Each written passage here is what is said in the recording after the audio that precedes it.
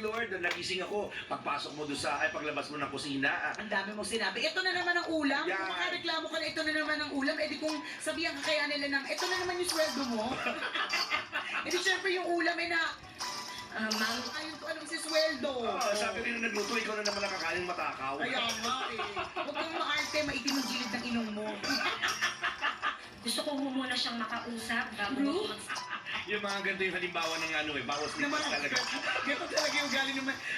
Ganito example talaga na may ugaling huwag po natin tularan. Yan.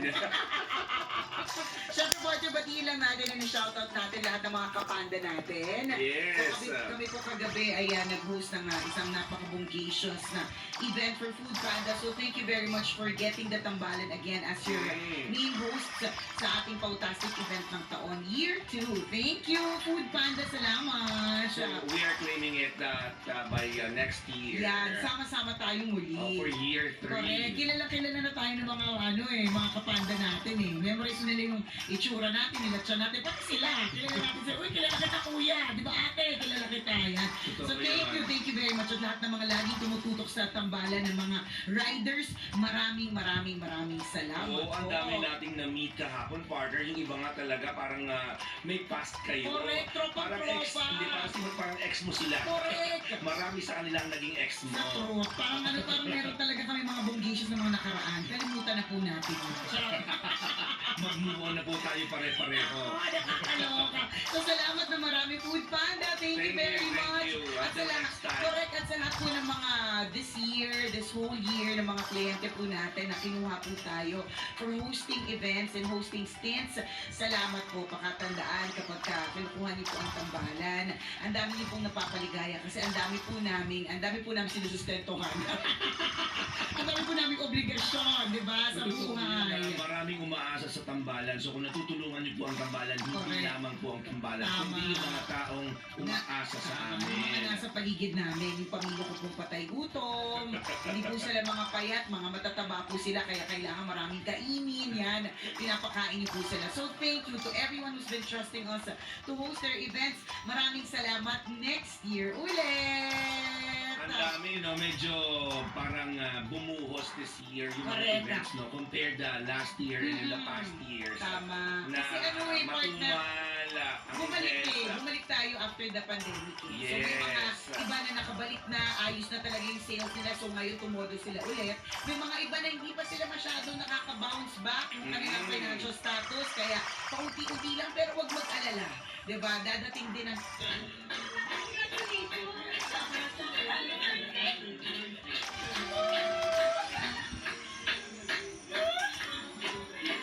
Happy birthday!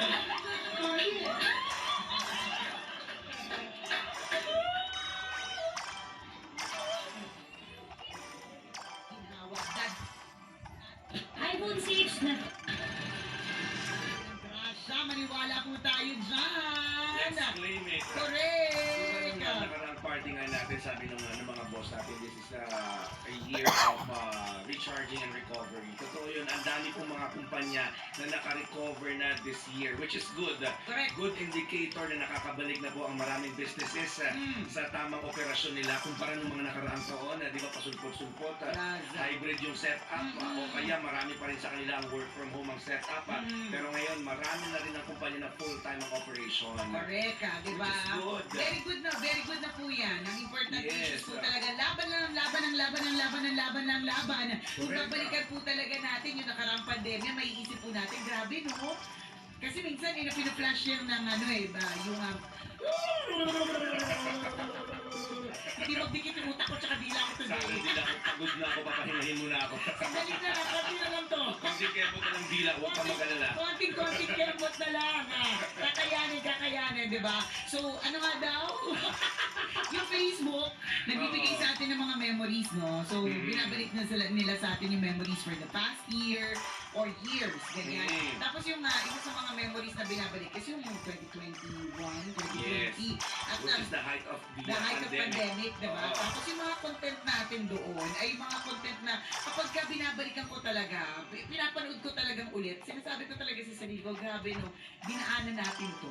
Correct. Na yung talagang fact na ano eh, hindi ko makakalimutan to kami ni partner nung sinabihan na kami na lahat kami na ano na, mag-work from home na daw. Kami ni partner parang hindi maniwala, pumasok pa rin kami.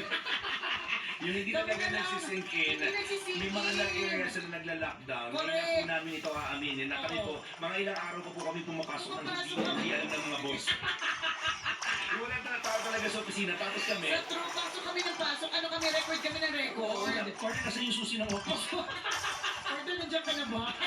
Kasi wala nga tao, nakakatawa sa office eh. Oo, ano yan, hindi itong office na to ha, Hindi yung, itong office yung na to. temporary office namin sa Makati. Correct. Oo, Kasi walang katao-tao. Wala. Yung buong floor na yun. Correct, totoo. As in talagang, basta Walang gamit. correct. Oo. Tas, alakas ng aircon. Yung alakas maka ano talaga, alakas maka horror story. Malamig. Oo, yung ganon. So, Oo. pumapasok kami kasi parang hindi nagsisingkit. Is this even a possibility?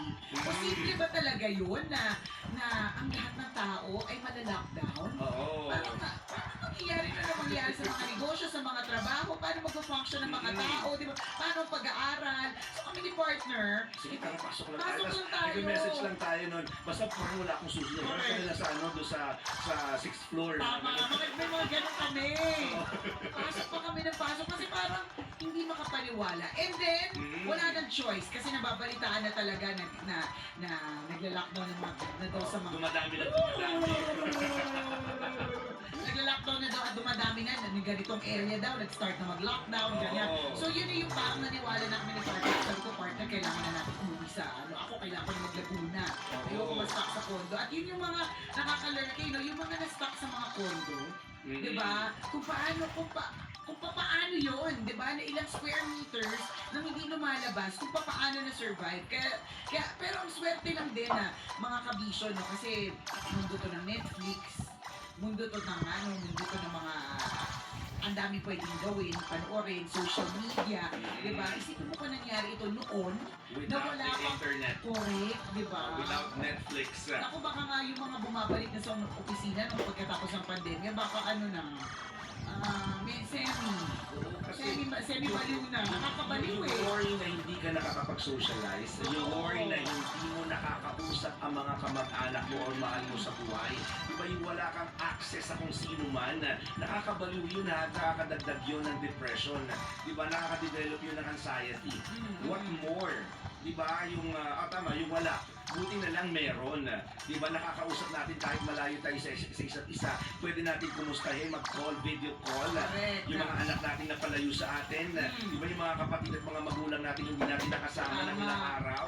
Good. Di ba? At least nagkaroon tayo ng access. Tatawagan po natin sila Tama. because of the internet. Buti na lang, di ba? Kaya Yes. minsan kahit nakakabwisit ng internet, kasi ang dami nitong chismis na sinisend sa atin, di ba? Ang dami din naman talagang tulong nito sa Utang ina mo. atin. Sa totoo Yes. lang, di ba? Or whatever it is, mga kabisyo. Kanina 200 na lang. Facebook, yung mga Puta, pinagagawa 3,000. natin. Ang pandemic is, ang sarap sa pakiramdam. Nagulat ako. Pera na naman ako. True. Nakakagulat. Ang daming pusang lumabas. Operation. Kung una-ulit ang pagtatrabaho ng maraming kumpanya, nakaka-recover na sa pagkakatapa. Bangon na po ulit. Ganon din Yes. pagdating sa love life. Tama. Minsan akala po natin ang dilim-dilim, hindi matatapos ang sakit, ang saklap. Totoo